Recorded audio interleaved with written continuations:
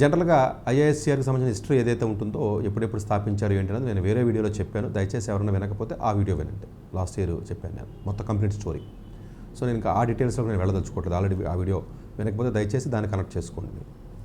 So ఓవరాల్గా 2025లో పడినటువంటి notification మనం వెళ్ళినట్లయితే, లోపల ఇన్ఫర్మేషన్లోకి వెళ్ళినట్లయితే ఓవరాల్గా ఐఏఎస్సిఆర్స్ ఏదైతే మీకు ఉన్నాయో 7 అయితే ఉన్నాయో, బెరంపూర్ కానివ్వండి, భూపాల్ కానీ, కలకత్తా కానీ, మొహాలీ కానీ, పూణే కానీ, తిరువనంతపురం కానీ, తిరుపతి కానీ. తిరుపతి అంటే కొంచెం లేటెస్ట్గా వచ్చింది, మనకి దగ్గరలోనే ఉంది ఆంధ్రప్రదేశ్లో.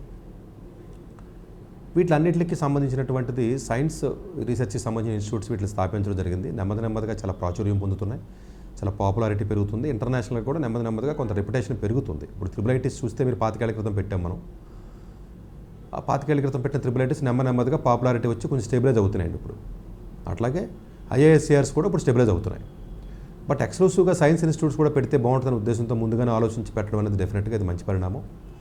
అప్పట్లో ఈ క్వాంటమ్ కంప్యూటింగ్, ఏఎంఎల్ వస్తుందని తెలియదు, అయినా కూడా పెట్టారు.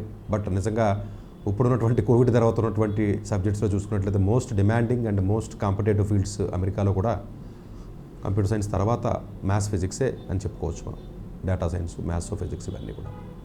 సో డెఫినెట్గా రైట్ టైంలోనే ఈ సైన్స్ ఎడ్యుకేషన్ ఇన్స్టిట్యూట్స్ ఏదైతే ఉంటుందో పిల్లలందరికీ కూడా చాలా మంచి అవకాశం కింద చెప్పుకోవచ్చు. ఒకప్పుడు సైన్స్ చదవాలంటే ఇంజనీరింగ్ చదువుతాం కదా, సైన్స్ ఎందుకని చెప్పి అనుకునేవారు. ఇప్పుడు ఆ యొక్క ధోరణి మారుతుంది. ఎందుకంటే ఇంజనీరింగ్లో ఉన్నటువంటి ఎలక్ట్రికల్లో, మెకానికల్లో, సివిల్లో లేకపోతే ఇంకోటో కాకుండా కంపారిటివ్లీ మ్యాథ్స్, ఫిజిక్స్ అనేది కూడా ఎక్కువగా అవకాశం ఎక్కువ ఉంది. ఎందుకంటే ప్రతి ఫీల్డ్ ఇప్పుడు మాట్లాడుతున్నటువంటి ఏఎంఎల్ కానీ, క్వాంటమ్ ఫిజిక్స్ కానీ, క్వాంటమ్ కంప్యూటింగ్ కానివ్వండి, లేకపోతే హార్డ్వేర్ ఇండస్ట్రీ కానీ, చిప్స్ కానీ, ఇవన్నీ కూడా ఫిజిక్స్లో ఒక పార్ట్ కింద అయిపోయి, మ్యాథ్స్లో ఒక పార్ట్ కింద అయిపోయింది. అలాగే థియరిటికల్ కంప్యూటర్ సైన్స్ అని, లేకపోతే సైబర్ సెక్యూరిటీ కానీ, ఏఐ కానీ, ఎంఎల్ కానీ, సిఎస్లో ఉన్నటువంటి సబ్ ఫీల్డ్స్ ఏవైతే మనకు ఉన్నాయో ఇవన్నీ కూడా ఆల్మోస్ట్ మీకు మ్యాథమెటిక్స్లో ఒక పార్ట్ కింద అయిపోయినాయి. కాబట్టి ఈ సైన్స్ యొక్క ప్రోగ్రామ్స్కి వాల్యూ రాను పెరుగుతుంది అనడానికి ఎటువంటి అతిశయోక్తి లేదు.